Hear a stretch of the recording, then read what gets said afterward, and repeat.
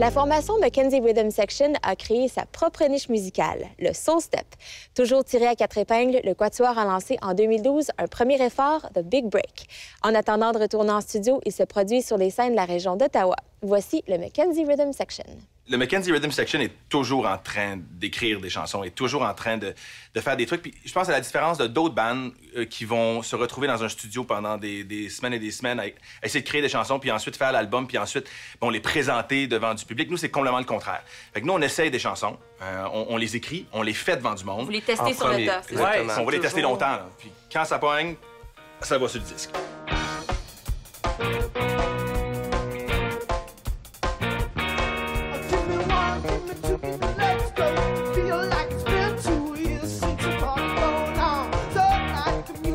Vous formez le Mackenzie Rhythm Section et vous faites du soul step. Qu'est-ce que c'est, le soul step?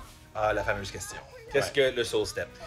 Au départ, on disait toujours, ouais, on fait du soul, du funk puis du rock and roll, mais ça faisait un peu lourd. Puis on s'est regardé, puis à un moment donné, Connor, tu dansais un petit peu, puis on dit, tu sais, ça fait un peu soul step, ça, là. Ouais, on n'essaie pas de répéter ce qui a été déjà fait dans les années 50, les années 60. On essaie de bouger, puis s'il y a de l'influence de ça, c'est ça le soul step. Justement, avec la foule, c'est un peu l'essence de Mackenzie Rhythm Section. C'est avec la foule, le plus qu'on en reçoit, le plus qu'on va leur en donner aussi.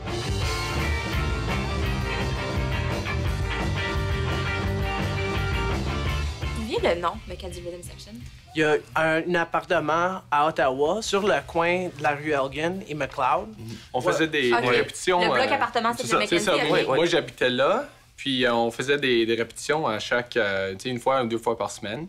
C'est souvent en après-midi. Au grand bonheur de vos voisins. C'est ça. Oui, les voisins aimaient ça. C'est ça le problème. La police, un peu moins. Le monde qui aimait pas ça, il était parti au travail. Okay. Donc, nous, on jouait. Il y avait du monde qui dansait. On les voyait danser sur le trottoir. Tu sais, t'avais la police qui venait arrêter, parce qu'évidemment, t'as un attroupement de gens. Puis c'était correct, on recommençait, puis les gens étaient là, fidèles au rendez-vous. Fait que je pense que ça a comme parti un peu la tradition de ce groupe-là. Là. Puis, Il nous laissait finir la chanson. Ouais, au moins ça. Il nous laissait finir nos deux. C'est gentil, ils sont polis quand même.